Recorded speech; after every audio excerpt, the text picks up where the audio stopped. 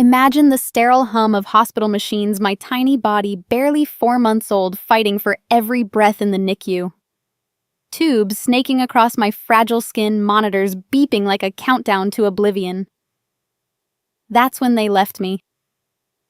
My parents, Darlene and Ray, signed away their rights with a scribbled signature and vanished into the night, leaving me for dead, while my grandmother Mabel scraped together pennies to save me. No calls, no cards, no regrets. Just a cold abandonment that shaped my life into one of quiet strength, independence, and unbreakable resolve. Fast forward decades. I've built everything from nothing: a fulfilling career, a loving fiancé, and a wedding on the horizon. But then they slither back, broke, grinning like nothing happened, arms outstretched for family help. Oh, the audacity. They crash my engagement party, weaving tales of hardship, eyes gleaming at my inheritance from Grandpa Earl. And the ultimate betrayal. My mother corners my fiancé in a hushed corner, whispering poison. Grace isn't stable. Marry her sister Lily, instead she's the real family jewel. He wavers. The room spins. Humiliation burns like fire in my veins. But I smile. I stay silent. Because I've kept every receipt, the hospital bills, the forged papers, the hidden letters exposing their greed. As the tension builds, I drop a bombshell that silences the crowd, unraveling their web of lies in a cascade of shocking twists. Forged identities, secret payouts, and a puppet master pulling strings from the shadows. Stick around, because this isn't just revenge. It's justice served ice cold. You'll witness betrayals that gut you, twists that flip the script, and a payoff so satisfying it'll leave you cheering. Who walks away empty-handed? Watch till the end. You won't believe it. My name is Grace Carter, 55 years old, high school English teacher for the past 32 years, and the woman everyone in Willow Creek calls the Rock. I was raised by my grandmother Mabel after my parents vanished when I was 4 months old and fighting for my life in the NICU. She taught me that decency costs nothing, and receipts cost everything, so I learned to keep both. The October sun slid low over the white clapboard church, turning the potluck tables gold. Folding chairs scraped across the fellowship hall floor, while Mrs. Henderson's lemon bars disappeared faster than gossip. I stood near the coffee urn, refilling Ruth's cup.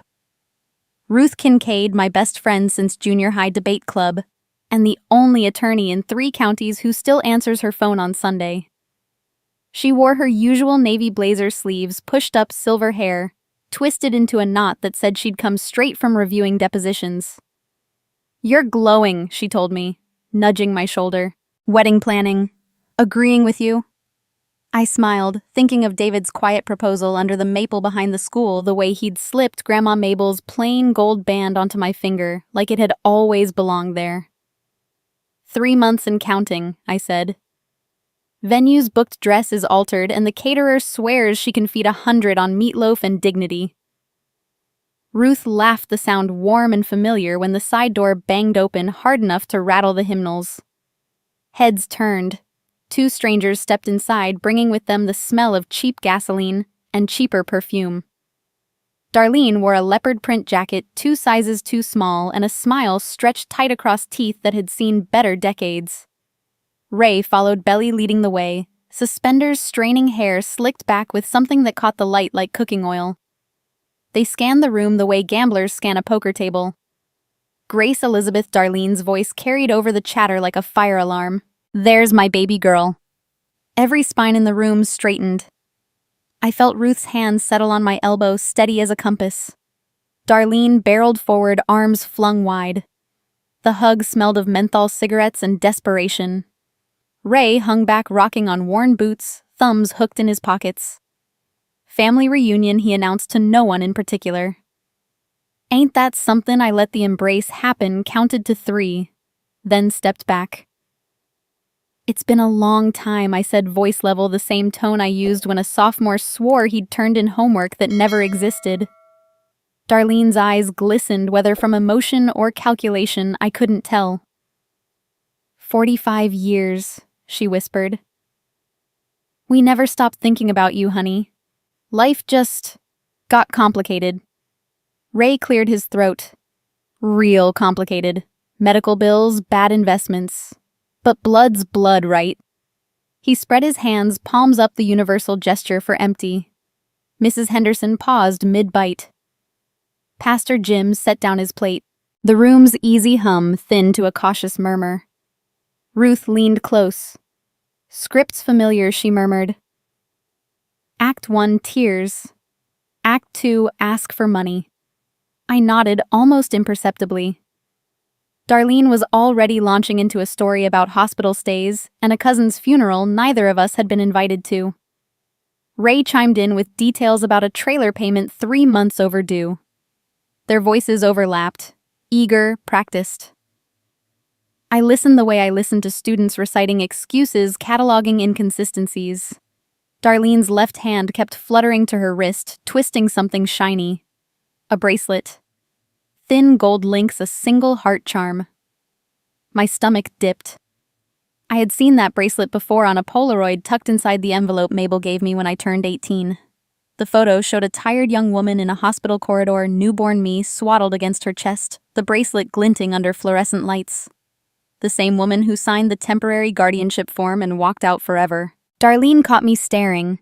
Her fingers closed protectively over the charm. Pretty, isn't it? She said, voice syrupy. Family heirloom. Been in the family forever. Ruth's grip tightened on my arm. Grace, she said under her breath. Tell me that's not... It is...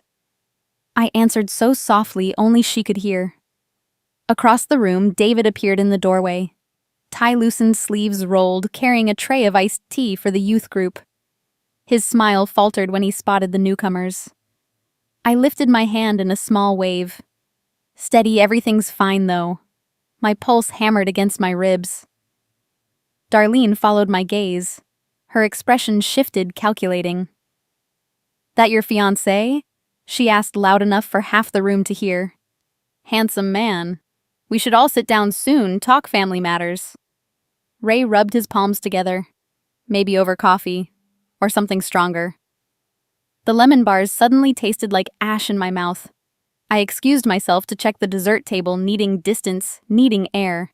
Behind me, Darlene's laughter floated too bright, too sharp. Ruth caught up as I reached the hallway. You okay? I pressed my back to the cool cinder block wall. They're wearing the bracelet from the abandonment photo, I said. The one Mabel kept in the fireproof box. Ruth's eyes narrowed. Then they didn't just come for potluck. No, I said, fingers brushing the simple gold band on my left hand. They came for everything else. From the fellowship hall, Darlene's voice rose again, calling my name like a claim. I closed my eyes, breathed in the faint scent of lemon and candle wax, and felt the first thread of the trap tighten around us all. In Darlene's hand is the bracelet Grace recognizes from the photo of the night she was abandoned at the hospital. The bracelet glinted in Darlene's hand like a taunt, and the fellowship hall noise faded to a dull roar in my ears. I excused myself with the murmur about needing water, and slipped into the narrow corridor that led to the church office, the cool plaster walls steadying my back. Ruth followed, but I lifted a palm. Give me a minute. She understood. She always did. I shut the door, leaned against it, and let the memory I had spent 55 years boxing up come flooding in.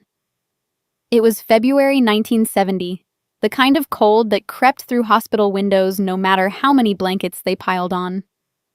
I know this not because I remember, but because Mabel told the story so many times it became my own heartbeat. She was 62, widowed, living on a pension, and the eggs her hens still bothered to lay. The phone rang at 2:17 a.m. The nurse's voice cracked like thin ice. Mrs. Mabel Carter. Your granddaughter is failing. The parents have signed temporary guardianship and left. We need someone here now. Mabel threw a coat over her flannel nightgown, drove the 12 miles to County General with the heater broken, and arrived to find me 4 months old, 3 pounds after the weight loss. Skin translucent under the bilirubin lights. The NICU smelled of alcohol and warm plastic. Incubators hummed in rows like glass coffins. My bassinet sat at the far end, wires taped to my chest, a ventilator tube down my throat, because my lungs had forgotten their job. Mabel stood outside the isolette in borrowed scrubs, pressing her palm to the clear wall, as if she could will strength through the plastic. The charge nurse, Helen Rowe, name I would not learn for another 18 years, handed her a clipboard. Sign here for emergency consent. The mother already did for the transfer, but we need a guardian of record. Mabel's hand shook so badly the pen left grooves in the paper, but she wrote her name in careful schoolteacher cursive. Darlene and Ray had been there earlier or so, the log said. Darlene wore the leopard print jacket even then, though it fit better in 1970.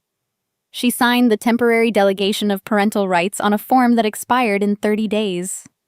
Ray added his scrawl beneath hers, the ink smudging where his thumb had sweated. They told the social worker they were overwhelmed, that the baby's prognosis was hopeless, that they had nowhere to turn.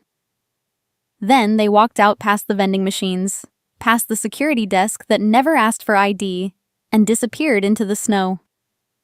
The envelope they left was manila, sealed with clear tape labeled simply, Grace Elizabeth Carter, do not open until majority. A nurse clipped it to the chart with a red plastic fastener. No one thought to question it.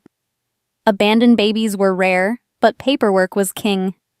Mabel took me home 6 weeks later, still on oxygen, still under 4 pounds. The farmhouse smelled of wood smoke and Vicks VapoRub. She sold the Buick to pay the first hospital bill, took in ironing with one hand, while rocking my cradle with the other. Every copay, every pharmacy receipt, every scribbled growth chart went into a series of biscuit tins lined up on the top shelf of the pantry.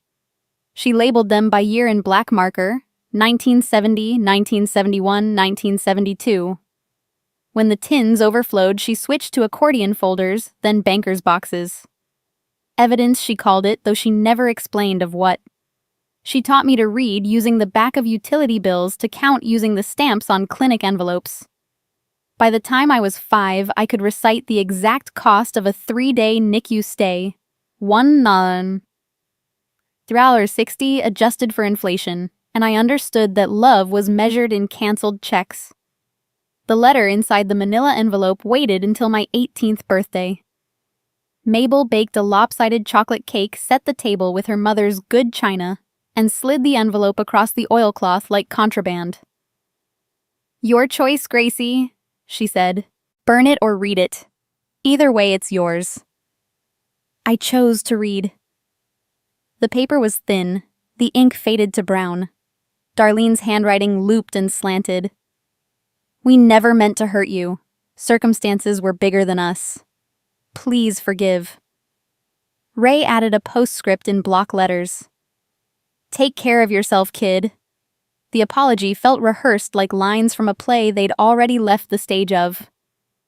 Tucked beside it was the Polaroid Darlene in the hospital corridor, exhausted bracelet catching the flash me a red-faced bundle against her shoulder. On the back, someone had written in blue ballpoint, property of C. Pike, return if found. Mabel kept that photo in the same folder as the guardianship form, the discharge summary, the itemized bill that listed abandonment consult at $42. She kept the oxygen rental receipts, the formula coupons, the social worker's business card with a coffee stain in the corner. She kept the envelope itself. The tape yellowed. The red clip rusted. Nothing was discarded. Nothing annotated beyond the date. When I asked why she tapped the side of her head, memory fades. Paper doesn't. She died the year I turned 30, leaving me the farmhouse, the biscuit tins, and a note in her spidery script. Use it wisely, Gracie. The truth is in the details. I carried those details like armor. They taught me to initial every substitute teacher contract, to photograph every flat tire before calling KAA to save the voicemail from the principal praising my lesson on The Great Gatsby. I built a life on documentation, on the certainty that if someone ever tried to rewrite my story, I would have the original in triplicate. Standing in the church office, the hum of the fellowship hall leaking under the door, I felt the weight of every receipt Mabel ever saved settle on my shoulders. Darlene's voice floated down the hallway, laughing too loud, telling Mrs. Henderson how proud she was of my daughter, the teacher. I opened the supply cabinet, pulled out the small fireproof safe I kept there for emergency cash, and the original NICU folder. My fingers found the manila envelope still sealed with the same brittle tape. I did not open it. I did not need to. I knew what was inside. But when I slid the guardianship form free, searching for the signature line to steady myself, a third name caught the fluorescent light. It was written in a hurried scrawl beneath Darlene's looping cursive, and Ray's block letters almost lost in the crease where the paper had been folded for decades. The ink had bled slightly, but the letters were unmistakable Caleb Pike. Among the papers, Grace spots a faded signature, not her mother's, not her father's, but a stranger's Caleb Pike. Caleb. The name Caleb Pike stared up at me from the yellowed crease like an accusation written in disappearing ink. I stood frozen in the church office, the NICU folder trembling in my grip, the clamor of the fellowship hall muffled to a heartbeat behind the door. Ruth's knock came soft but urgent. I slid the guardianship form back into its sleeve, locked the safe, and opened the door just enough to whisper, "I need to go home." She read my face, nodded once, and within minutes we were in her sedan, rolling past the corn stubble toward the farmhouse I still called Mabel's, even though the deed had borne my name for 25 years. The kitchen smelled of cinnamon and old paper. I set the fireproof safe on the oak table where Mabel used to grade spelling tests, spun the combination, and lifted out the manila envelope that had waited since 1970. My 18th birthday had fallen on a Thursday in April 1988. I remembered because the lilacs were blooming and the senior prom committee had begged me to chaperone. Mabel baked a lopsided chocolate cake with lumpy frosting, set 2 mismatched forks beside paper plates, and pushed the envelope across the oilcloth with the same gravity she once reserved for report cards. "Your parents left this for when you were grown," she said. "I never opened it. Choice is yours, Gracie girl." I was 18, invincible in the way only teenagers can be certain that knowledge would cauterize any wound. I slit the tape with the paring knife we used for apples, and the contents slid out like contraband: 1 sheet of dime store stationery folded twice, 1 Polaroid, 1 business card, and a single legal-size document folded to fit. The letter first. Darlene's looping cursive, the ink faded to rust. "We never meant for things to turn out this way. Life got too big. Please understand, we loved you the best we could." Ray's block letters underneath, "Stay strong, kid." The apology felt rehearsed, like lines memorized for a play they never intended to finish. I set it aside without flinching. Tears would come later in private. The photograph stopped my breath. Darlene, 23, exhausted hair scraped into a ponytail, stood in a hospital corridor beneath harsh fluorescence. She cradled a red-faced infant swaddled in a blanket printed with tiny yellow ducks. Me. The gold bracelet with its heart charm glinted on her left wrist, the same bracelet now flashing on the woman laughing too loudly in the fellowship hall. Someone had written on the white border in blue ballpoint, "Property of C. Pike, return if found." The handwriting did not match either parent's. The business card was crisp, corners sharp. Helen Rowe, RN, Neonatal Intensive Care Unit, County General Hospital, with a local exchange still in service. I turned it over. On the back, in the same blue ink, a phone number and the words, "Call if you ever need the truth." Mabel watched me, eyes soft. "That nurse sat with me the first night," she said. "Held my hand when the doctor said you might not see morning." Last came the notarized agreement. Heavy stock embossed seal cracked along one edge. It read like a contract between strangers. "I, Darlene Marie Carter, do hereby grant temporary medical decision-making authority to Mabel Louise Carter for the minor child. Grace Elizabeth Carter, effective this 12th day of February 1970, for a period not to exceed 30 days. Darlene's signature sprawled across the line, raised beneath in his blocky scrawl. But at the bottom, beneath the notary block, a third signature, Caleb Pike, Notary Public Commission, number 4472, slashed across the page in hurried ink. The seal was genuine, but the date beneath it read February 15, 1970, 3 days after the form was signed. Someone had backdated it. A thin, white scratch ran through the commission number where correction fluid had been scraped away and re-inked. Even at 18, I recognized tampering. I had watched enough Perry Mason with Mabel to know evidence when I saw it. I laid the documents in a row like tarot cards. Mabel poured coffee we didn't drink. "What does it mean?" I asked. She tapped the altered seal. "Means somebody wanted this to look legal when it wasn't. Means somebody else made sure it stayed buried." She didn't speculate further. Speculation was a luxury she couldn't afford. Instead, she fetched an empty shoebox, lined it with acid-free tissue, and labeled it 1988. Envelope in her neat teacher script. "Start your own file, Gracie. Whatever comes next, you'll have the original." That night, I bought my first fireproof safe with babysitting money, a small gray Sentry that fit beneath my bed. I photocopied every page at the library, kept the originals locked, the copies in a binder labeled personal. When I left for college, I added dorm receipts, scholarship letters, the sympathy card from David's mother when Mabel's heart finally gave out. After graduation, I archived lesson plans, performance reviews, the mortgage papers on the farmhouse. Marriage brought joint tax returns. David's VA benefits summary, the funeral program when cancer took him too soon. Every document went into the growing row of banker's boxes in the spare room, labeled by year, cross-referenced by category. I told myself it was organization. The truth was armor. If anyone ever tried to rewrite my story, I would have the receipts to prove them liars. The habit became second nature. I photographed every flat tire before calling roadside assistance, initialed every substitute contract, saved the voicemail from the principal praising my Gatsby unit. When the school board questioned my tenure, I produced 32 years of evaluations in chronological order. When the insurance company denied David's final claim, I mailed them a timeline with highlighted dates and watched the check arrive within days. Evidence, Mabel taught me, was power. Evidence meant no one could take what was mine without a fight. Years collapsed into decades. The safe outgrew its corner. I installed a gun-style cabinet in the closet combination known only to me and Ruth. I taught my students to keep records, permission slips, doctor's notes, college acceptance letters, because the world rewarded the prepared. I never spoke of the envelope aloud. It lived in the 1988 box untouched except for annual inventory. Until today. Back in the present, the church fellowship hall still buzzed beyond the office door, but I was 18 again, holding that altered notary seal under the kitchen's single bulb. I locked the safe, slid it into my tote, and returned to the potluck with Ruth at my side. Darlene and Ray had migrated to the dessert table, piling plates high, charming the widows with tales of hard luck. I accepted a cup of punch from David, kissed his cheek, and let Ray pull me into a conversation about the weather.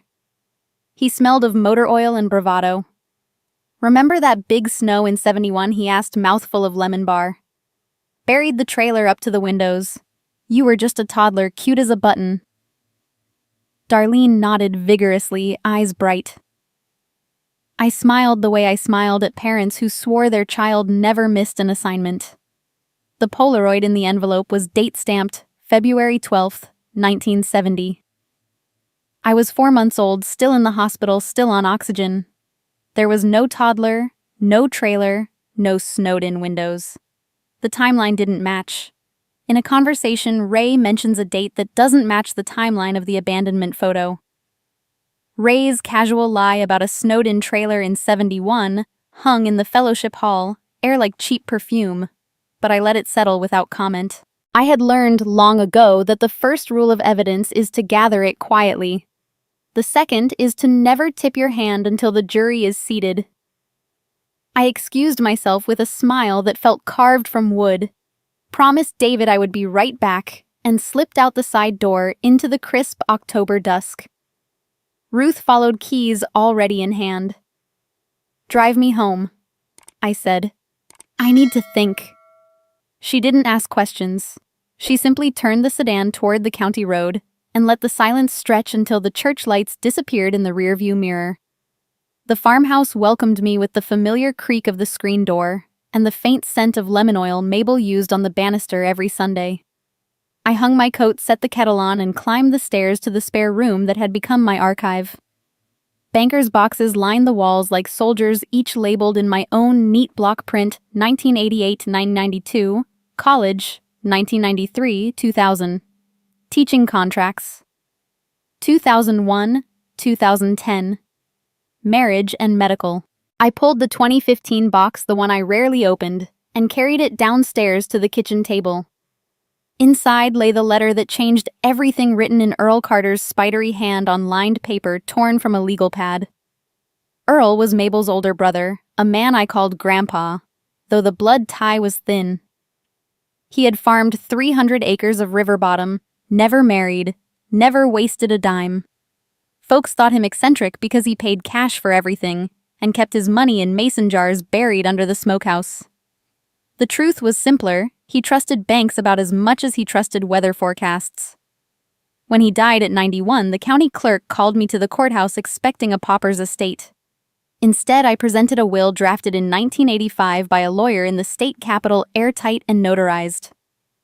Earl left the land, the equipment, the mineral rights, and every buried jar to my grandniece, Grace Elizabeth Carter, to be hers alone, free and clear, on condition she outlive me. The no contest clause was ironclad. Any challenger forfeited all claim forever.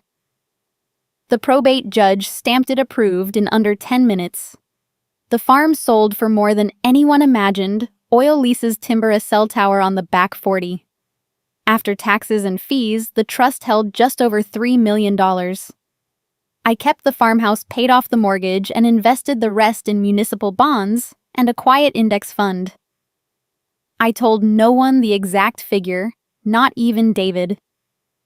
Money, like grief, is best handled in measured doses. I built the rest of my life the same way, brick by deliberate brick. College at the State University on scholarships and night shift waitressing degree in English with a minor in history, because stories and facts both matter. I student taught under Mrs. Langford, who drilled punctuation into sophomores the way drill sergeants drill marching. My first contract at Willow Creek High paid $18,400 a year. I framed the offer letter and hung it above my desk as a reminder that beginnings are humble. I coached debate, advised the yearbook, chaperoned proms, and sensible pumps. Every spring I nominated a senior for the Mabel Carter Memorial Scholarship, $500, toward books, no essay required, just proof of acceptance and a promise to write one thank you note. The kids called it the quiet money, and I liked that. David entered my life in 2001, a widower himself teaching industrial arts in the next county.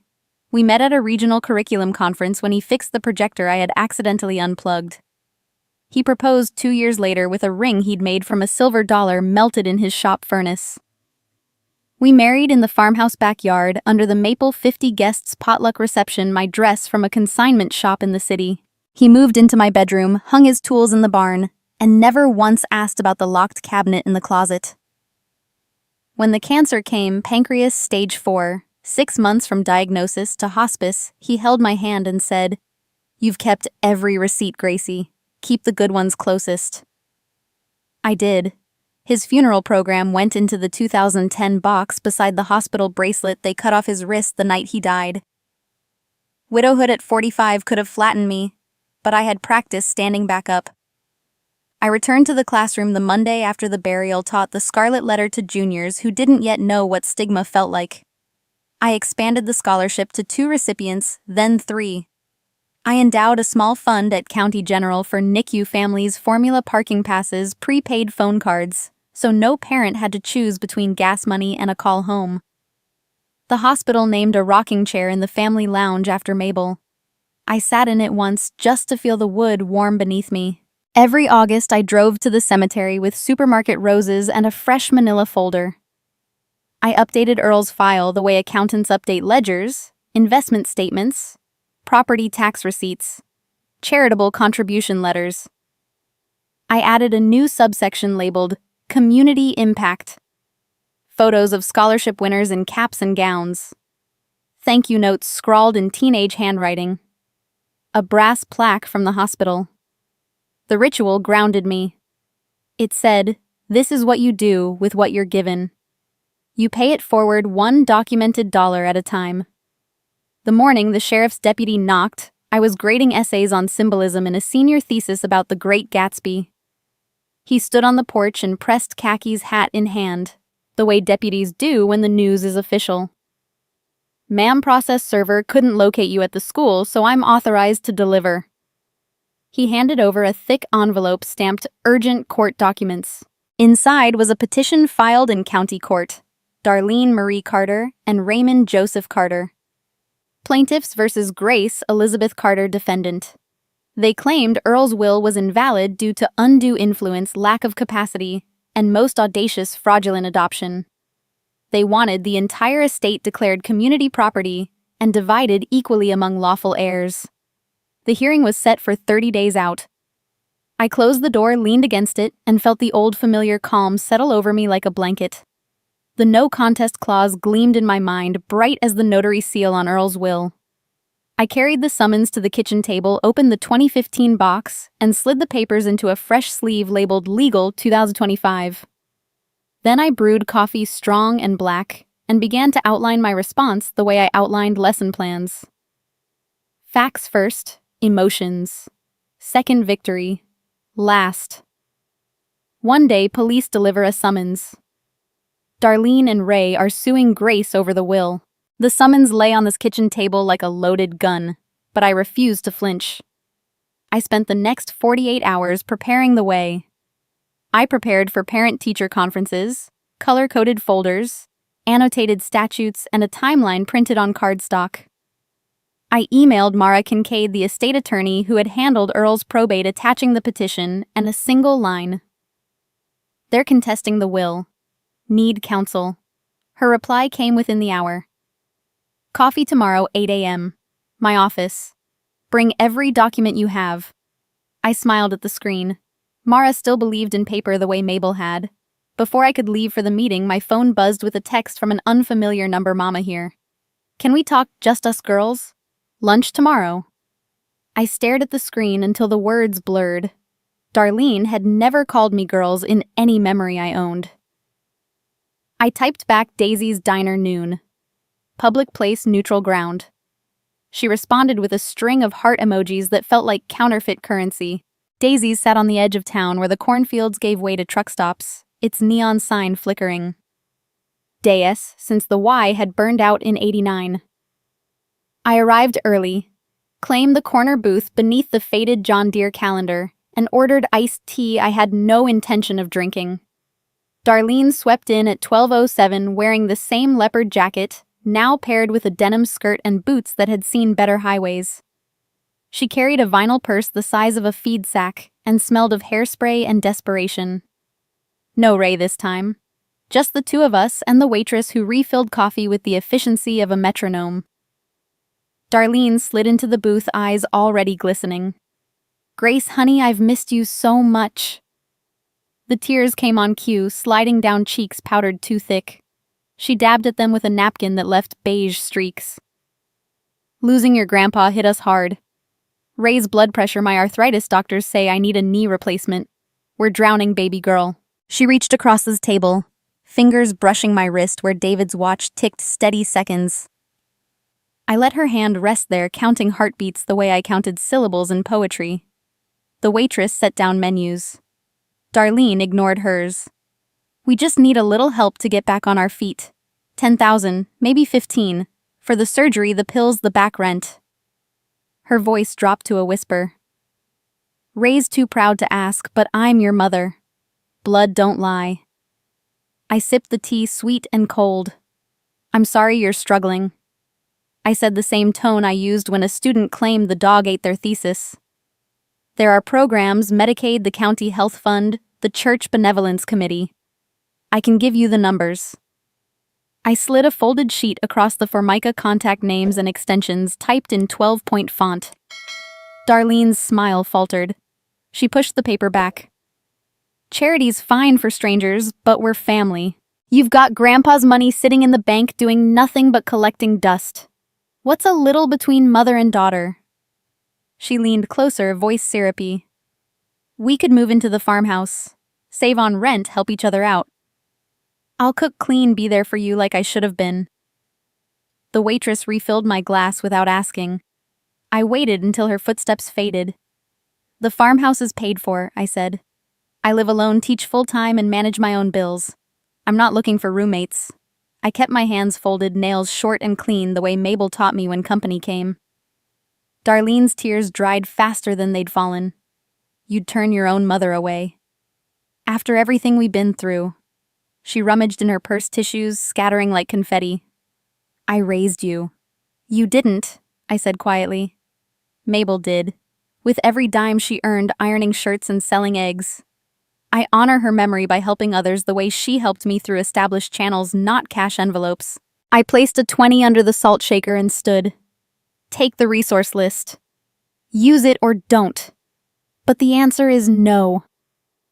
Darlene's face hardened. She snatched her purse vinyl, cracking like a whip.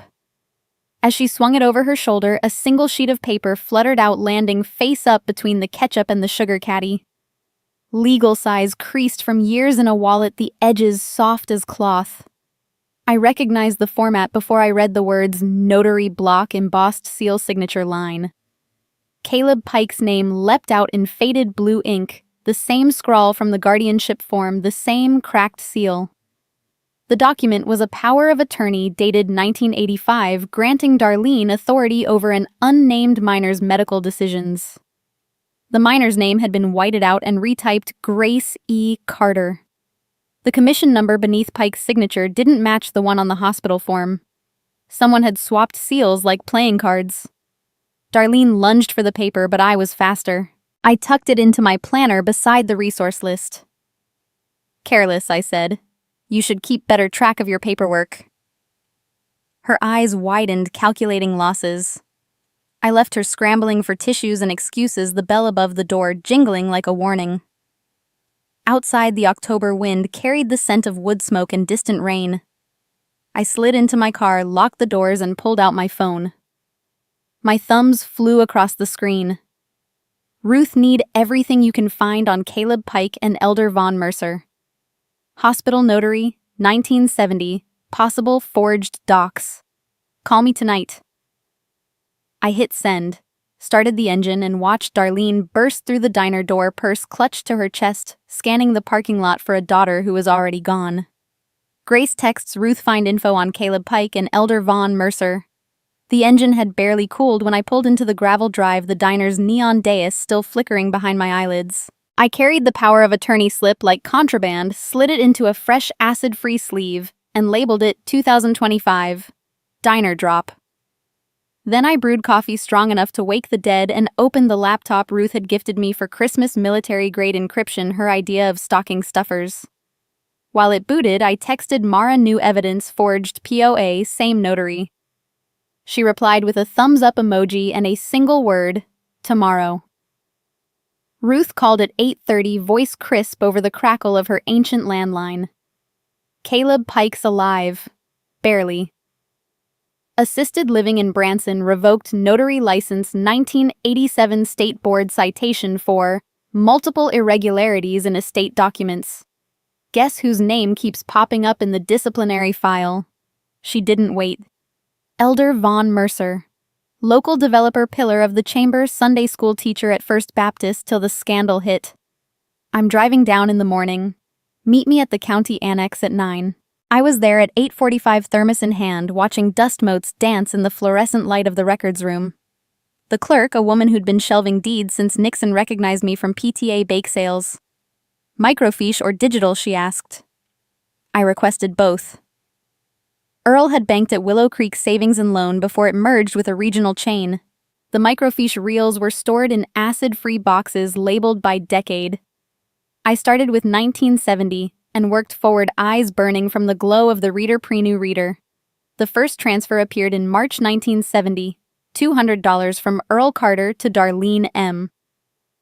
Carter memo line blank. Another in June. September-December, always $200, always the same account at a bank in Joplin. By 1975, the amount had crept to $300, then $500 by 1980. The payments never stopped even after Darlene supposedly vanished into the sunset.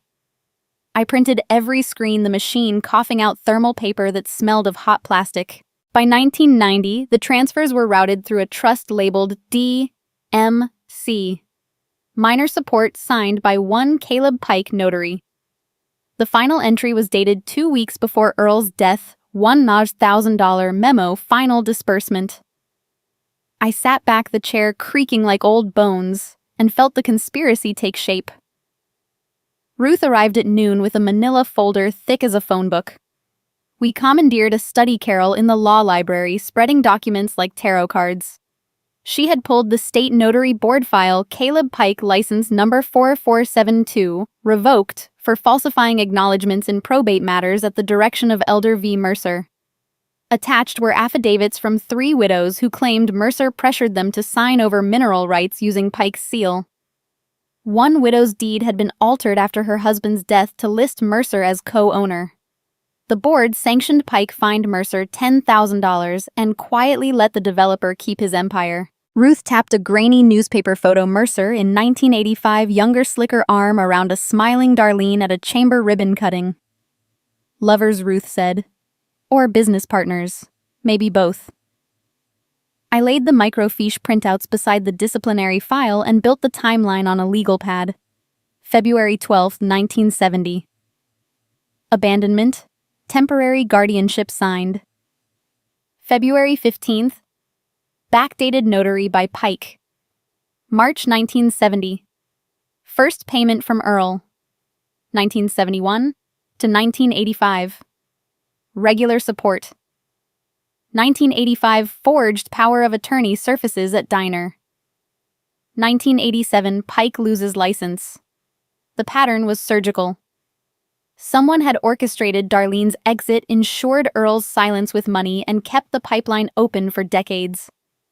Mercer's name threaded every knot. Ruth drove us to Branson that afternoon, the Ozarks rolling gold and crimson outside the windows. The assisted living facility smelled of disinfectant and canned peas. Caleb Pike sat in a wheelchair by the window, oxygen tubing taped to his cheek, eyes sharp behind bifocals. He recognized the notary seal I slid across the tray table. Should have burned that years ago, he rasped. Ruth recorded on her phone with his nod. Mercer paid me to make problems disappear. Darlene was his girl wild, pretty useful. When the baby came early and sick, he saw leverage. Told her to sign the kid over, promised Earl would pay to keep it quiet. I notarized whatever he handed me. He coughed, a sound like gravel in a blender. Mercer wanted the Carter land. Figured if the girl was tied to Darlene, he could control the old man through guilt. Worked for 15 years. I asked the question, burning since the diner. Was Mercer my father? Caleb's laugh rattled. Lord, no. Darlene had a type roughnecks, not suits. Mercer just owned her for a while. He reached for a tissue knuckles knobby with arthritis. He'll come for the money now. Always does. We left Branson with a signed affidavit and a cassette tape Ruth transferred to digital in the car. I dropped her at the annex to file the notary revocation with Mara, then drove home through dusk thick as velvet. The mailbox held a single envelope, no return address, postmarked Joplin. Inside was a single sheet of notebook paper. Darlene's looping scrawl. You think you're so smart with Grandpa's money. He was my uncle too. You stole what was mine. I'll see you in court. Tucked in the fold was a torn scrap of yellow legal paper, Mercer's elegant signature unmistakable. I'll protect the child if you stay silent. Darlene sends a letter accusing Grace of exploiting Earl but encloses a scrap with Mercer's signature. I'll protect the child if you stay silent. The scrap with Mercer's handwriting felt heavier than the envelope itself. I stood in the kitchen under the single bulb, the house quiet except for the tick of Mabel's old wall clock. I slid Darlene's accusation into a fresh sleeve labeled 2025, extortion attempt, then photographed Mercer's note front and back before sealing it in an evidence bag Ruth had left from a previous case. My phone buzzed. Mara Kincaid. Office, 7 a.m. Bring everything. I brewed a thermos, pulled on yesterday's slacks, and was backing out of the drive before the roosters stirred. Mara's firm occupied the second floor of the old opera house downtown, brass nameplate polished to a gleam. She met me at the door in running shoes and a charcoal suit, hair still damp from a sunrise jog. At 48, she looked 35, moved like a prosecutor, and billed like a surgeon. We had met when Earl's probate hit a snag over a forgotten mineral deed. She untangled it in 48 hours and sent me a bill with a smiley face sticker. I trusted her the way I trusted gravity. She led me to a conference room lined with bankers' boxes already labeled Carter, Vi Carter. A whiteboard dominated one wall, timeline sketched in dry erase precision. "Sit," she said, pouring coffee into mugs that read, "World's okayest lawyer. We're building a fortress. Start with the will." I handed over Earl's original, the probate order, the trust agreement, and the diner power of attorney. She flipped pages like a card shark, eyes narrowing at the no contest clause. "Ironclad," she murmured. "They'll try to crack it with fraud or incapacity. We'll bury them in originals." Mara's demands came fast and surgical. She wanted every asset statement since Earl's death, brokerage accounts, farm sale proceeds, the NICU endowment fund. She wanted the hospital microfiche, the 1970 guardianship form, the altered notary seal. "Trace the 1970s clauses," she said.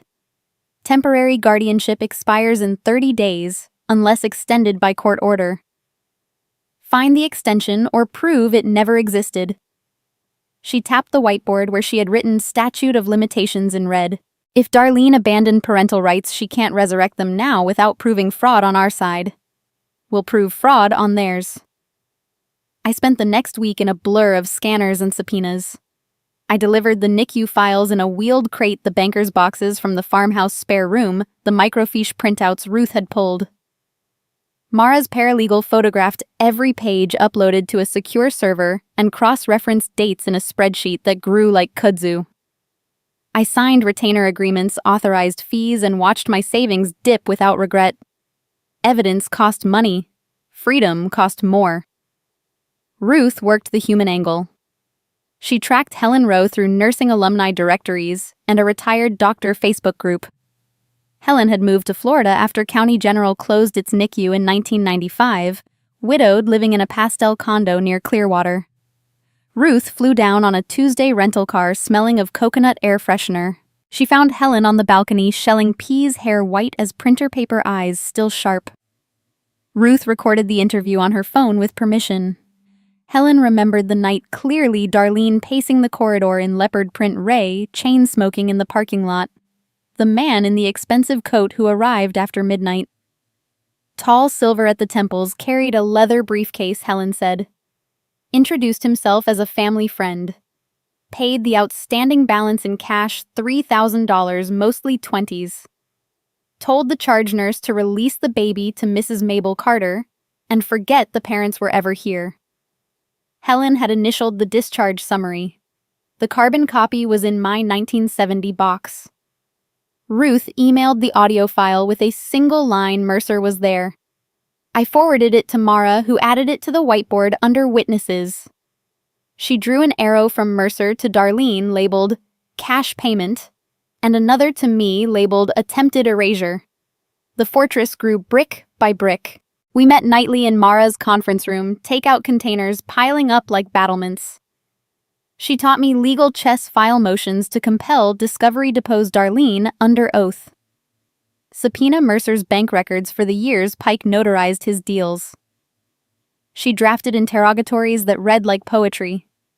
State every address resided in since 1970. List every financial transaction with Elder Von Mercer. Mara's eyes gleamed when she said, "They'll either answer or perjure. Either way, we win." Ruth flew back bronzed and triumphant, Helen's signed affidavit in her carry-on. We celebrated with grocery store cake and decaf in my kitchen, the whiteboard's reflection glowing on the window. I felt the old calm settle, the same calm that carried me through David's funeral, through every parent who swore their child never cheated. Preparation was prayer in actionable form. Then the email came at 2:14 a.m. Subject line: Urgent counterclaim filed.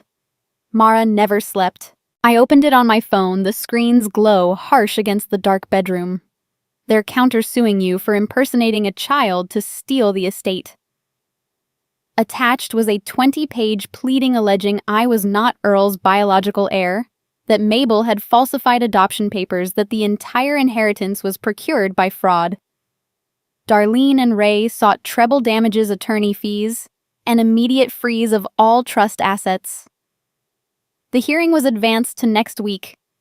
I forwarded the email to Ruth with one line, "War just escalated." Then I opened the gun safe, pulled the 1970 NICU folder, and began photographing every page under the desk lamp. The fortress would hold, but now it needed a moat. Mara emails urgently. They're countersuing you for impersonating a child to steal the estate. The email from Mara sat open on my phone like a live wire, its subject line glowing red in the dark bedroom. I slipped on my robe, padded downstairs, and fired up the scanner under the kitchen's single bulb. Every page of the 1970 NICU file slid through the feeder with a soft mechanical sigh. Discharge summary. Oxygen logs. Mabel's emergency consent until the machine spat out a stack of crisp copies. I labeled the originals, counterclaim exhibit A through Z. Then emailed the scans to Mara with a note. More ammo. Sleep optional. Her reply pinged back before I reached the coffee maker. Good. Bring originals to office 7 a.m. We're filing sanctions. The next morning, while Mara shredded the counterclaim in legalese, I drove to the post office to retrieve the certified mail Ruth had flagged. The clerk handed over a thick envelope postmarked from a women's crisis center in Tulsa, addressed to me in Darlene's looping cursive. Inside was a single sheet of lavender stationery, the kind sold in dollar store packs, and a photocopy of a letter dated 1982. The original, Darlene claimed, had been sent to the organization begging for shelter. She wanted me to see the truth before court. I read it in the parking lot, engine ticking as it cooled. The letter was a masterpiece of selective memory. Darlene wrote that she fled Ray's dangerous associates in the dead of night, leaving her infant daughter in the hospital to protect her from gang violence. She claimed she pawned her only valuable possession, a gold bracelet with a heart charm, to buy bus tickets south. She begged the shelter for a safe room and a job, promising to return for her child once the threat was gone. The photocopy bore a stamped, received date and a caseworker's initials. Darlene's covering note was shorter. See, I never wanted to leave you. Ray forced my hand. I folded the pages with the care I reserved for antique maps. The bracelet story was the first crack. I had seen that bracelet on Darlene's wrist at the church potluck, glinting under fluorescent lights, not melted down in some pawnshop vault. I opened my planner to the diner photo I'd snapped when she wasn't looking. Bracelet, front and center clasp intact, no solder marks. Lie number 1. The second crack was subtler. The letter mentioned a second child, a little girl left with a neighbor because the shelter wouldn't take two. The name was smudged as if erased and rewritten, but the indentation in the paper read clear under the truck's dome light. Lily. No last name, no age, just Lily. My pulse skipped. Darlene had never breathed a word about another daughter in any conversation, any pleading text, any tearful diner monologue. The crisis center's stamp looked authentic, but the paper felt wrong, too bright, too smooth for 1982 stock. I slipped both letters into a fresh evidence sleeve labeled 2025, fabrication, and drove to Mara's office. Mara took one look and sent the photocopy to her forensic document examiner with a post-it age the paper. Test ink. Rush. While we waited, Ruth cross-referenced the shelter's old address. It had closed in 1985, records destroyed in a flood. Convenient. The examiner's report landed by email that afternoon, paper manufactured 2018 ink pigment post-2005. The letter was a modern forgery printed on faux vintage stationery. Darlene had built her sob story on lies stacked like Jenga blocks. I spent the evening at the kitchen table, legal pad open, reconstructing Darlene's narrative against my own timeline. If she fled a gang in 1970, why did Earl's payments continue for 20 years? If she pawned the bracelet, why was it on her wrist last week? And who was Lily? The name tugged like a loose thread. I searched county birth records online. Nothing under Carter. I tried marriage indexes, property deeds, even old phone directories Ruth had scanned. Lily Carter produced 0 hits, yet the smudged indentation felt deliberate, a breadcrumb dropped to be found. The call came at 9:47 p.m., just as I clicked off the desk lamp. Unknown number, local exchange. I answered on the 3rd ring. Grace Carter speaking. A woman's voice, hesitant, younger than mine, but not by much. This is Lily Carter. I think I'm your sister. The kitchen light flickered once as if Mabel herself leaned in to listen. Darlene gave me your number. Lily continued. She said you'd want to know the truth before everything blows up in court. Her words trembled like leaves in wind. Can we meet? Please, Grace gets a call. I'm Lily Carter. I think I'm your sister. Lily's voice trembled through the phone like a wire pulled too tight, and the kitchen clock kept ticking as if nothing had changed. I pressed the receiver closer, the plastic warm against my ear. Where are you? I asked. She named a coffee shop on the edge of town, the one with the cracked vinyl booths and burnt coffee that tasted like regret. Give me 20 minutes, I said, and hung up before doubt could creep in. I arrived to find her in the corner booth, knees drawn up, nursing a mug that had gone cold. She was 30-something, maybe 35, with Darlene's high cheekbones, but none of her hardness. Her hair was pulled into a messy knot, and she wore a waitress uniform under a denim jacket 2 sizes too big. When she looked up, her eyes were the same hazel as mine, the color Mabel used to call Riverstone. She stood uncertain, and we hugged like strangers who had practiced the motion in dreams. She smelled of fryer grease and cheap shampoo. We ordered refills neither of us wanted. Lily spoke first, words tumbling out in a rush. She had grown up in a string of trailers from Joplin to Tulsa, moving whenever the rent came due. Darlene waitressed nights, Ray fixed cars when he was sober, and Lily learned early to count change and hide the good snacks when company came. Darlene never mentioned another daughter, not once. She said you died, Lily whispered, twisting a napkin into knots. When you were a baby. Some lung thing. She kept a little brass urn on the shelf, said it was your ashes. I believed her till I was 12. I let her talk the way I let students talk when they finally admitted cheating on a test. She described Darlene's moods, sugar-sweet 1 minute, screaming the next, always with a story about the man who got away. Ray came and went, bringing bruises and promises. Lily dropped out at 16 to work doubles at the diner, sent money home when Darlene's knees gave out. She saw my name on paperwork once when she was 15, helping Darlene fill out a rental application. Grace E. Carter, she said. Same middle initial as mine. I thought it was a coincidence. Darlene snatched the form away, said it was an old friend's kid. The scars came up over pie we didn't eat. Lily rolled up her sleeve to show a faint crescent on her inner forearm, pale against summer skin. Hospital test, she said. I was 4. Some study for premature babies. They paid Mama $500. Hurt like fire, but she bought me a bike. I pushed up my own sleeve without thinking. The mark was identical, same arm, same shape, same faded white. Lily's eyes widened. You too. I nodded, the memory surfacing like a stone from deep water. I had been 3, maybe 4, a clinic in Springfield, fluorescent lights, and a nurse with cold hands. Mabel thought it was a free checkup. Darlene had signed the consent. The money bought groceries for a month. I had forgotten until Lily's scar stared back at me. Mercer.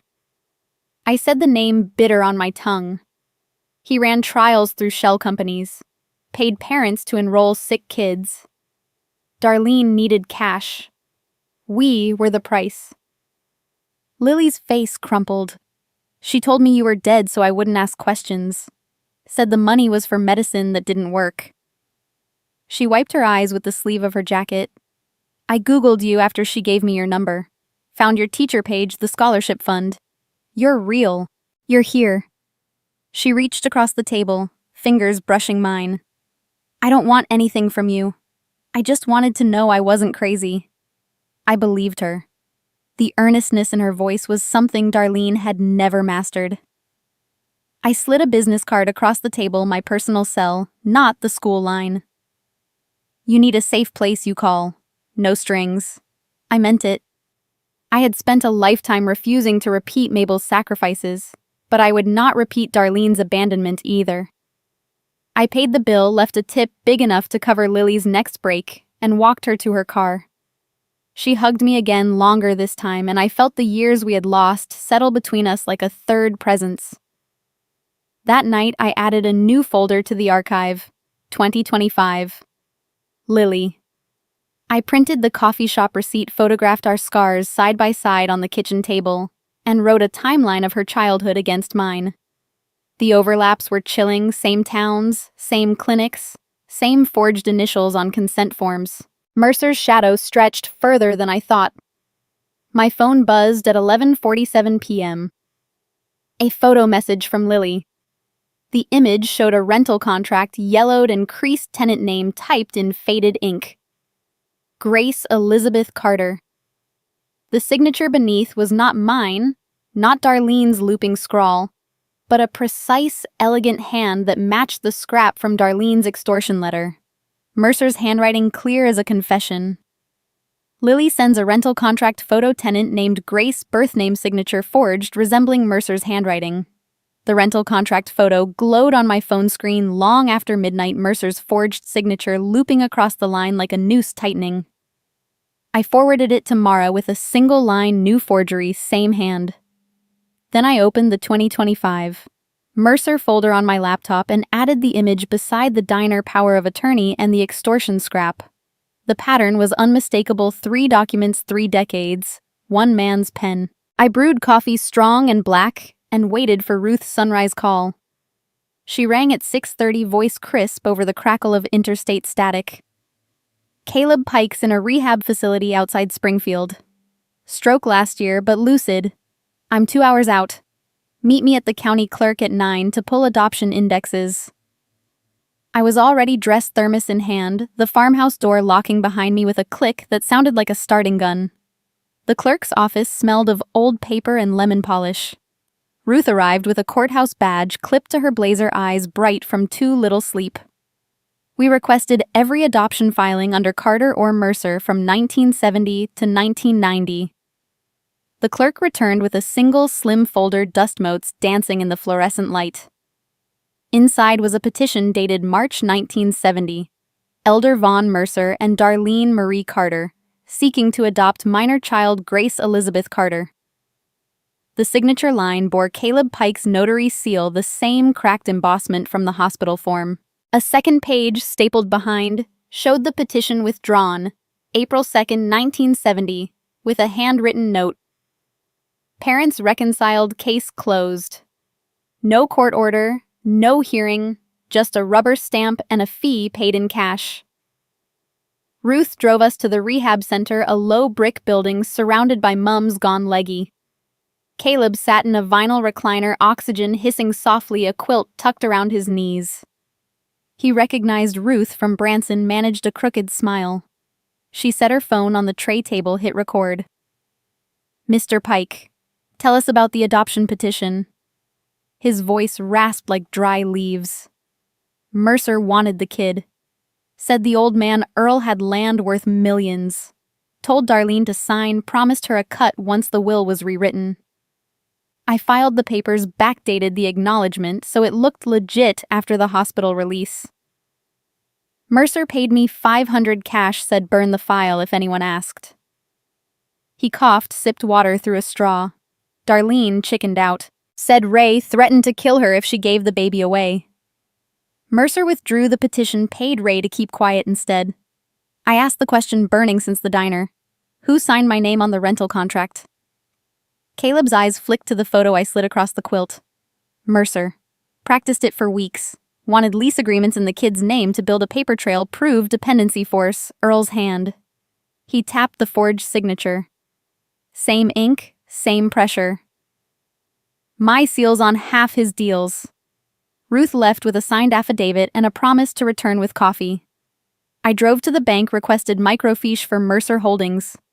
The reels were stored in the basement vault, temperature-controlled, labeled by year. I started with 1970 and worked forward. The first transfer appeared in May, $500 from Mercer Holdings to Ray Carter Memo Consulting. Another in August-November, always $500, always the same account in Ray's name at a Joplin credit union. By 1980, the amount doubled, then tripled by 1990. The final entry was dated 2 months ago. $25,000, memo legal retainer. I printed every screen, the thermal paper curling in my fist. Mara met me at the courthouse with a subpoena for Mercer's corporate records.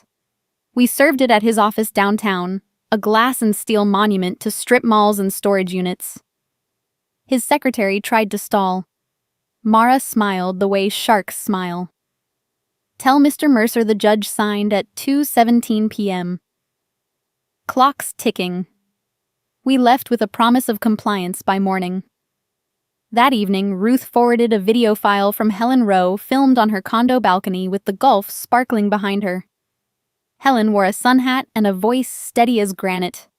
February 12, 1970. 11:47 p.m.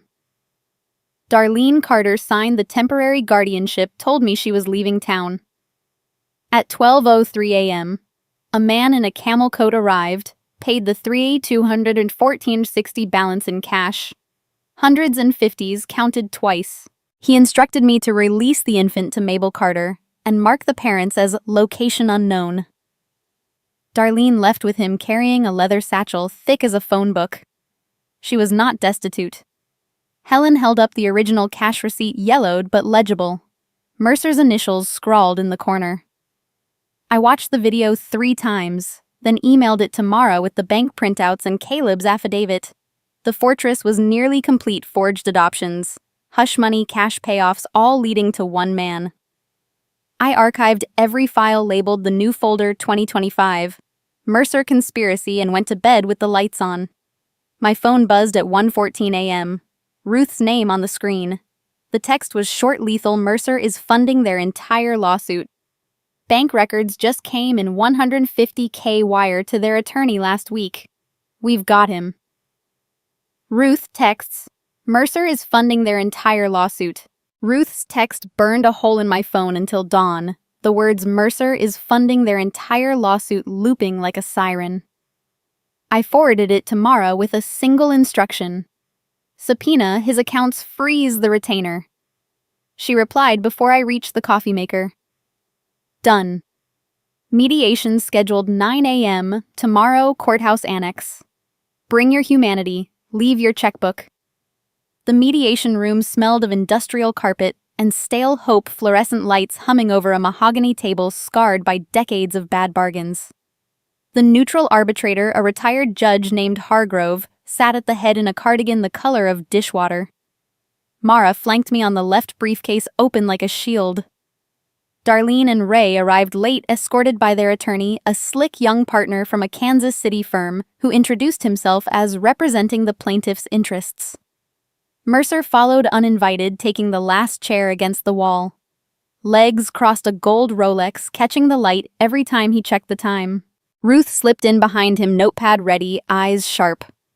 Hargrove opened with the standard script, voluntary, confidential, no prejudice.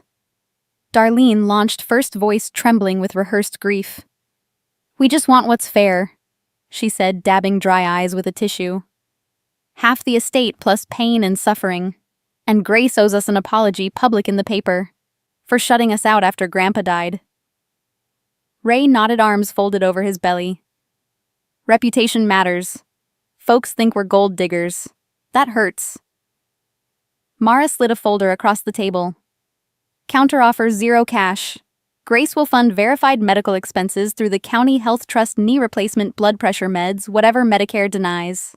Documentation required receipts reimbursed within 30 days. No cohabitation, no press release, no admission of liability. She spoke like a scalpel, clean and precise. Darlene's face hardened. That's charity. We're family. She leaned forward, leopard jacket straining. Move us into the farmhouse, Grace. We'll take care of you when you're old. 10,000 a month for life, and we call it square. Ray grunted agreement. Blood don't come cheap. I kept my hands folded, nails short and clean. The farmhouse is my home.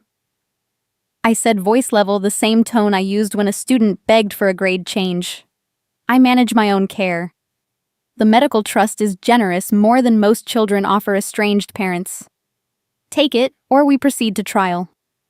I slid the trust brochure across the table, glossy pages detailing covered procedures. Darlene pushed it back like it burned. Ray leaned in, breath sour with coffee and contempt. Don't forget, you're our daughter too. DNA don't lie.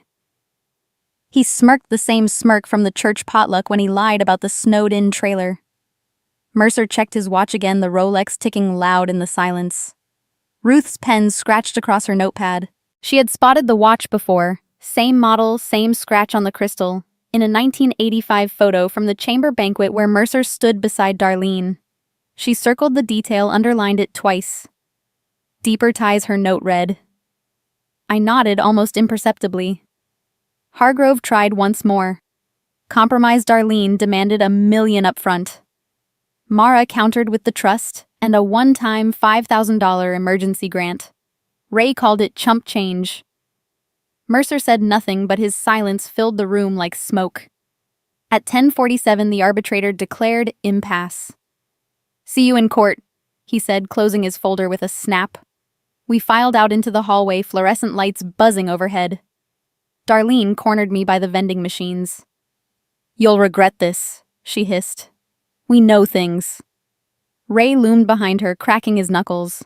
Mercer brushed past the Rolex, glinting, and disappeared into an elevator without a word. Ruth caught my eye, mouthed. He's scared. Back at the farmhouse, I brewed tea I didn't drink and opened the mail stack I'd ignored for days. A plain white envelope from a lab in St. Louis sat on top, return address printed in block letters.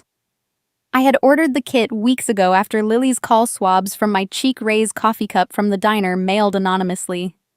The seal broke with a soft rip. The report was 2 pages. Probability of paternity. Ray Carter to Grace Carter. My 0%.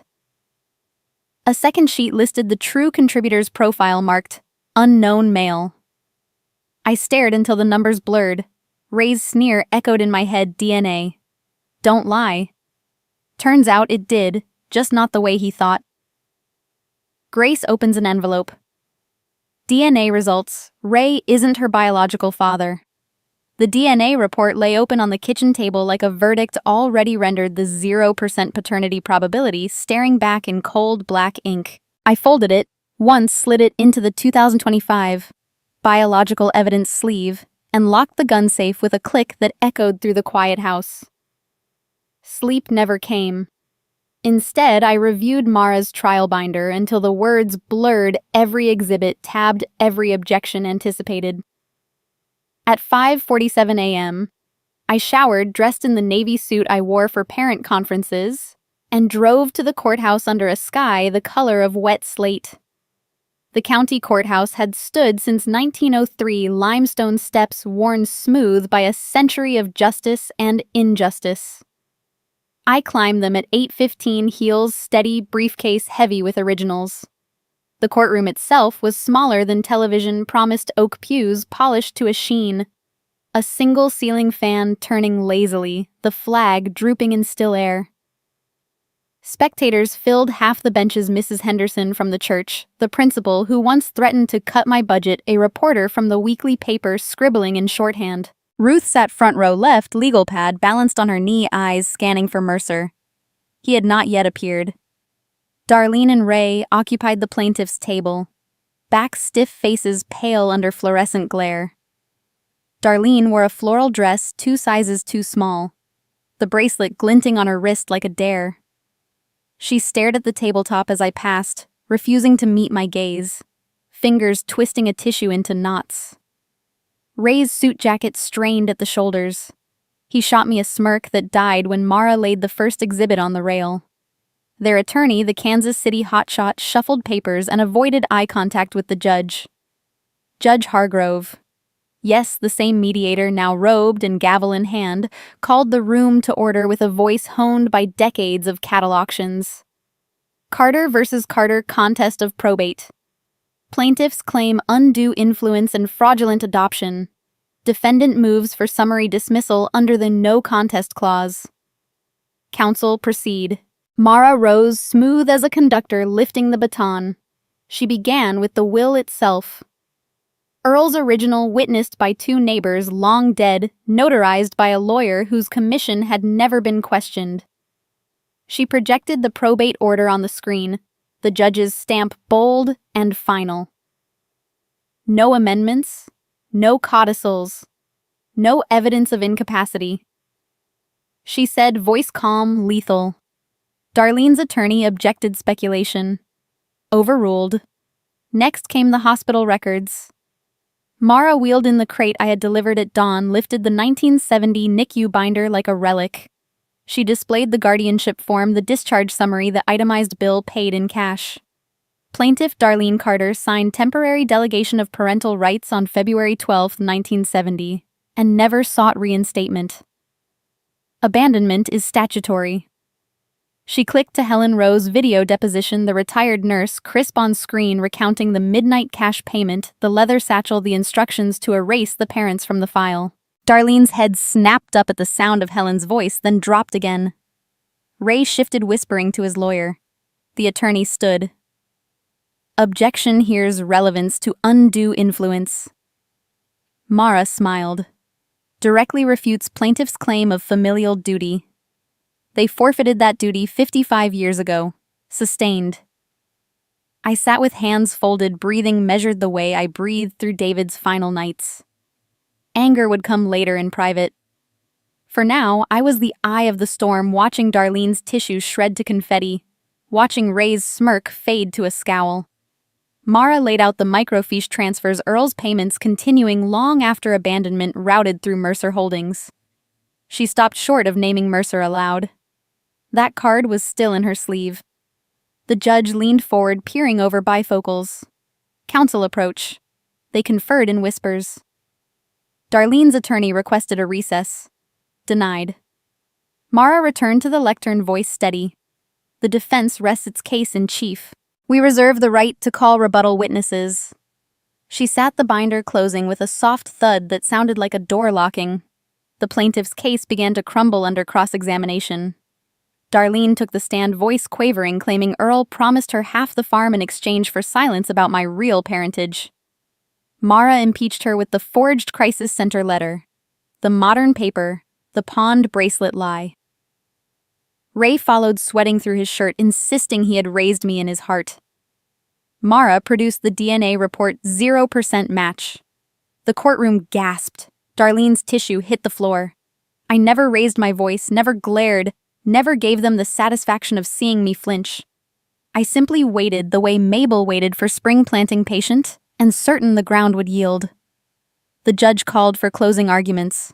Darlene's attorney stammered through a plea for equity. Mara opened her mouth to deliver the kill shot and paused. She turned to the bench, smile small but sharp. Your Honor, before we close, the defense calls a rebuttal witness. The bailiff's voice rang clear, Mr. Caleb Pike. Mara rises. We call witness Mr. Caleb Pike. The bailiff's voice still echoed when the side door creaked open and Caleb Pike rolled in, pushed by a nurse in pastel scrubs. The wheelchair squeaked across the oak floor oxygen tank, clinking against the armrest. His face was parchment-thin eyes sharp behind bifocals, the same eyes that had watched me from the Bransonacker in Branson. He raised a trembling hand to swear, voice rasping but steady. Mara approached with the gentleness she reserved for wounded birds. Mr. Pike, state your occupation in 1970. Notary Public Commission, 4472. Describe your relationship with Elder Von Mercer. He paid me to make papers disappear. Or appear. Whatever he needed. Mara laid the adoption petition on the rail March 1970, Mercer and Darlene, seeking custody of minor child Grace Elizabeth Carter. Caleb's seal glowed under the projector. Did you notarize this? I did. Mercer wanted the girl under his roof so Earl would rewrite the will. Said blood didn't matter, control did. And when Darlene refused, Mercer withdrew the petition, paid Ray to stay quiet. I forged the withdrawal stamp. Same ink, same pressure. Gasps rippled through the gallery. Darlene's tissue hit the floor again. Ray's face went the color of old cheese. Mercer sat motionless against the wall, Rolex ticking like a bomb. Mara turned to Ruth, who rose with a banker's box labeled Mercer Holdings 1970 to 1990. She opened it like a magician revealing doves. Microfiche printouts cascaded onto the evidence table, monthly transfers to Ray Carter memo lines, blank or coded consulting legal support. The earliest, May 1970, $500. The latest 2 weeks ago, $25,000. Ruth clicked the remote. A spreadsheet filled the screen, red arrows linking every payment to Mercer's corporate account. Total $487,300 over 55 years, she said. All traceable. All undocumented income for Mr. Carter. Ray lunged halfway out of his chair. Objection, I earned that money. Judge Hargrove's gavel cracked. Sit. Ray sat. Mara faced Mercer directly. Mr. Mercer, care to explain why you funded an abandoned child's silence for half a century? Mercer stood suit immaculate, voice smooth as oil. I have no obligation to answer. You do if you wish to avoid perjury, Mara said. The court compels. Mercer's composure cracked. He stepped into the well. Rolex flashing. Fine. I saved Grace from Ray. He was a drunk, a gambler, a danger. I paid to keep her safe. Safe under your control, Mara countered. So you could pressure Earl into naming you heir. Earl was stubborn, Mercer snapped. The land, the oil the tower leases, he hoarded it all. I offered partnership. He refused. Ruth projected the will's final page, a clause no one had noticed before. Handwritten, initialed by Earl in 1985. In the event, no direct descendants survive, estate reverts to nearest blood kin, excluding any party who attempts contest or coercion. Mercer's face drained. You're Earl's cousin, Ruth said. Third removed. You knew this clause existed. You tried adoption, failed, then paid Ray to keep the bloodline muddy. Mercer's voice rose frantic. I saved Grace from Ray, but only to claim the fortune. It was owed me. The courtroom froze. Darlene sobbed aloud. Ray stared at his shoes. Mara let the silence stretch, then turned to the bench. Your Honor, the no contest clause is triggered. Plaintiffs forfeit all claim. Judge Hargrove nodded once. So noted. Mercer spun toward Darlene, finger jabbing. You knew everything, but chose money over your daughter. His voice cracked on the last word, raw, with decades of calculation finally exposed. Mercer in chaos. Darlene knew everything, but chose money over her daughter. Mercer's accusation hung in the courtroom air like smoke after a gunshot, thick and choking. Darlene's sobs turned to hiccups. She clutched the table edge as if it might keep her from drowning. Judge Hargrove's gavel cracked once sharp as a starter pistol. Order. Mr. Mercer, resume your seat or be removed. Mercer ignored him, eyes wild, but two bailiffs stepped forward, hands on belts. Mara lifted a calm palm, no need. She turned to Darlene, voice gentle but unyielding. Mrs. Carter, the court requires clarity. Who is Grace's biological father? Darlene's gaze flicked to me, then away, then back again as though seeing me for the first time. The tissue in her fist was shredded to lint. Sheriff Carter, she whispered. The name fell soft but carried to every corner. Tom Carter. He was stationed in Joplin when I was 22. Ray and I were separated. It was brief. She swallowed hard. When I got pregnant, Ray came back, said he'd raise the baby as his. Tom tried to fight for custody, threatened to arrest Ray for drunk driving for the gambling debts.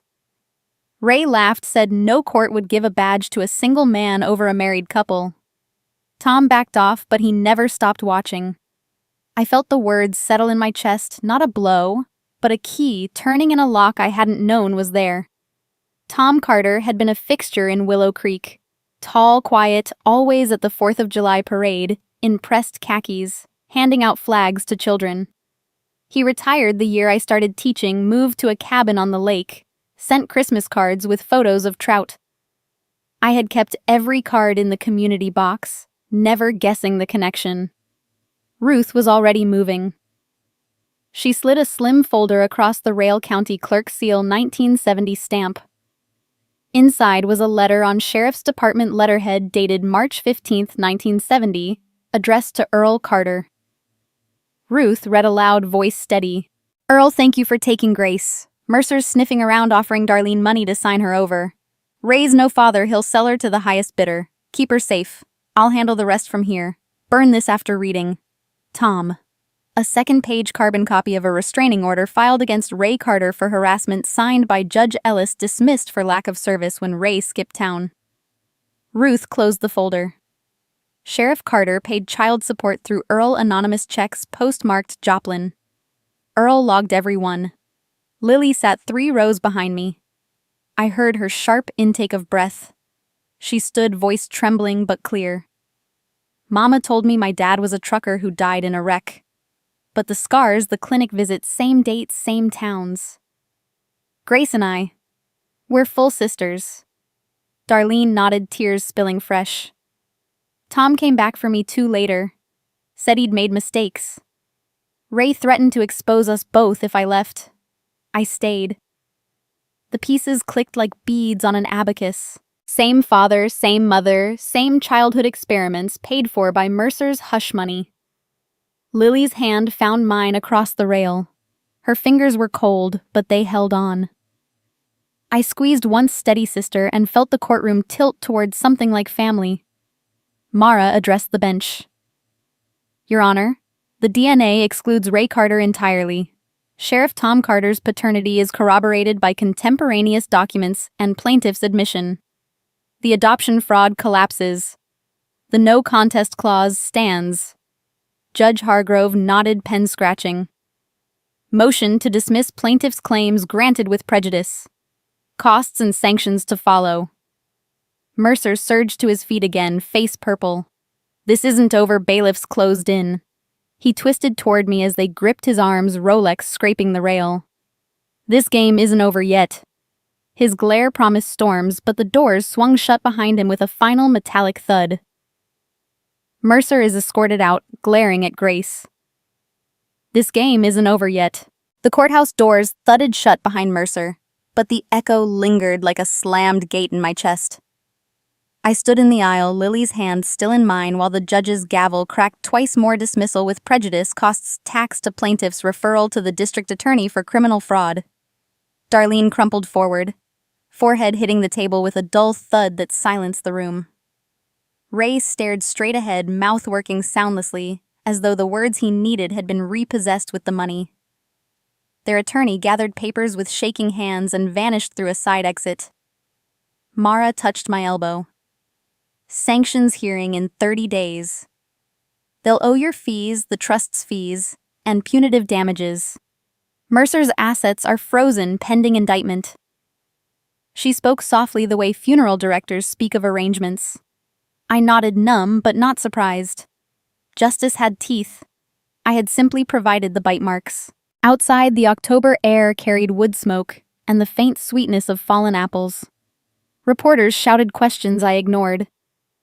Lily walked beside me to the parking lot, boots crunching gravel. "What happens to Mama now?" she asked. I had no gentle answer. She made choices, I said. Consequences aren't mine to soften. We hugged once, quick and fierce, then parted, she to her diner, shift me to the farmhouse and the silence I had earned. 3 days later, the hospital called.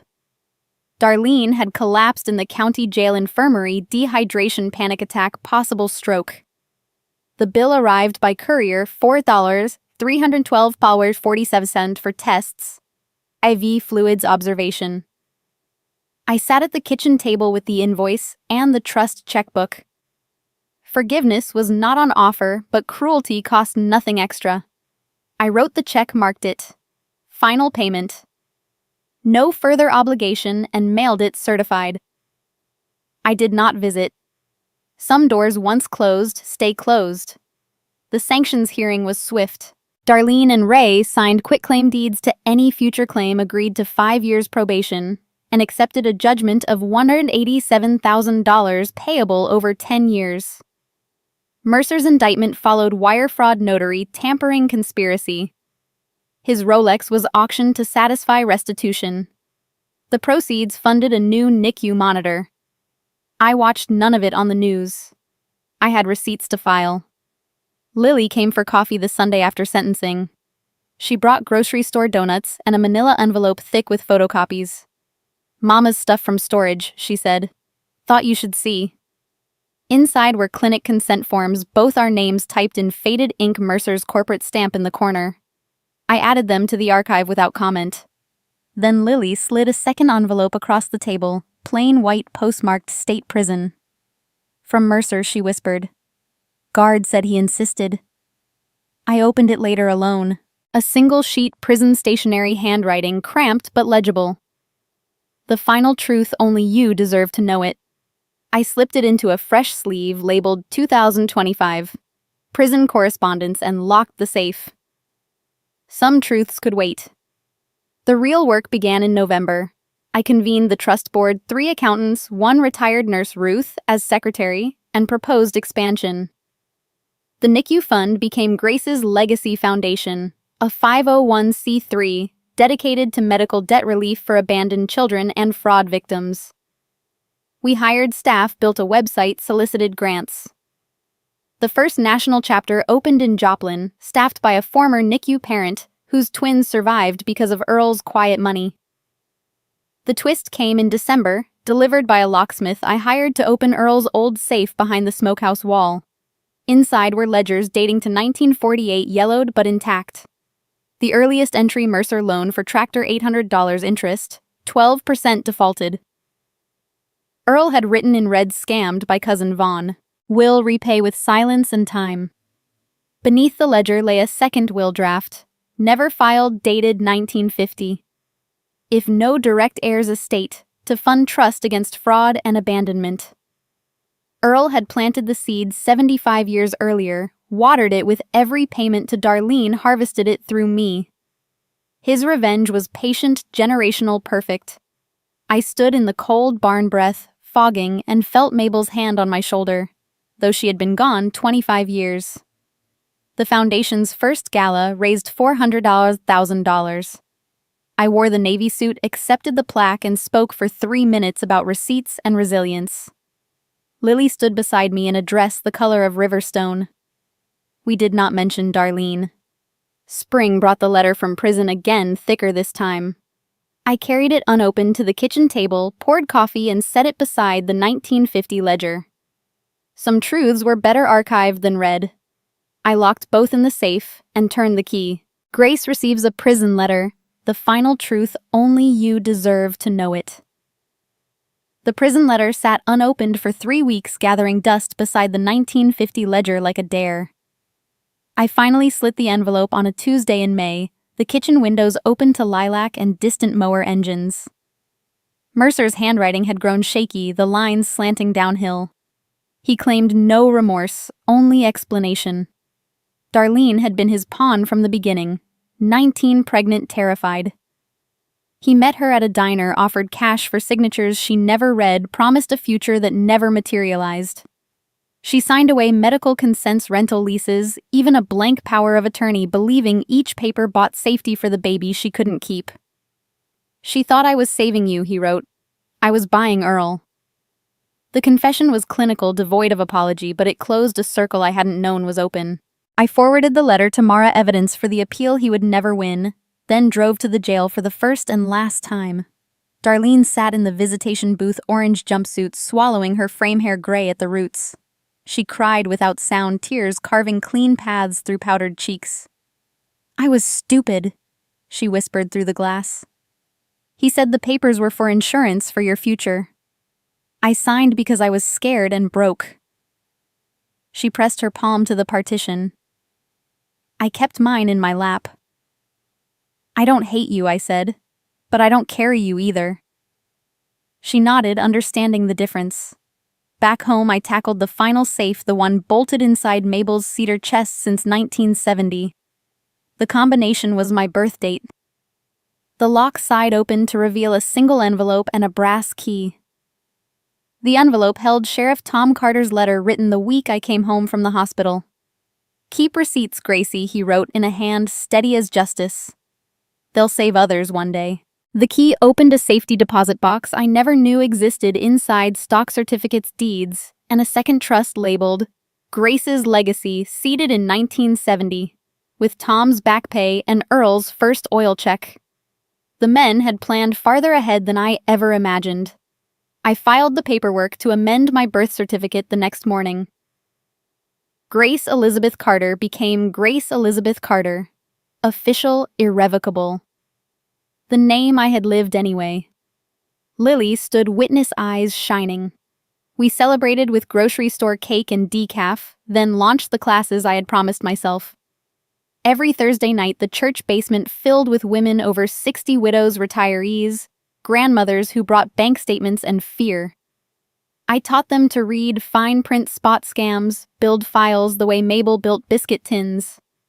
Ruth handled trusts. Lily demonstrated online banking. Attendance doubled, then tripled. The foundation paid the rent. Summer arrived soft and green. I drove to the lake at dusk, the bracelet heavy in my pocket since the church potluck. The water lay flat as glass, reflecting the last light.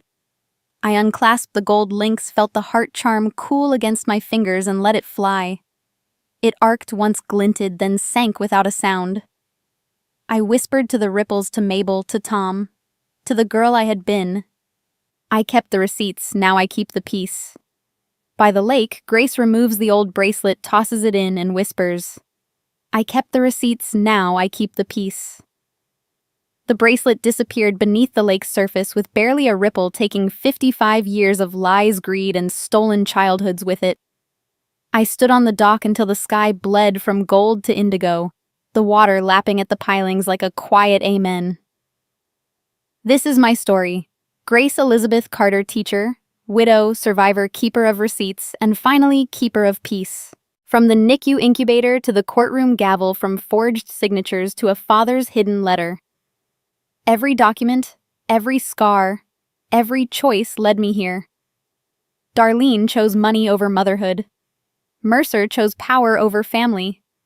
Earl and Tom chose protection over pride. I chose truth, and truth set the ledger straight.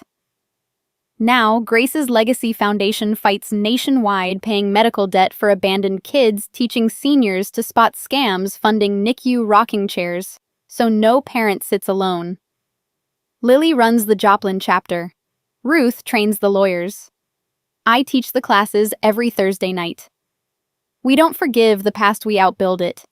If you've ever been betrayed by family, cheated by a system, or doubted your own worth, this story is for you. Keep your receipts. Keep your peace. Hit that subscribe button right now so you never miss a true story drama that turns pain into power. Drop a comment below. What's the one receipt you've kept that changed everything? Like if you believe justice delayed is still justice delivered. Share this with the strong woman in your life who needs to hear she's not alone. The algorithm loves engagement, and so do we. Your stories fuel the next fight. See you in the comments, and remember, the truth is in the details.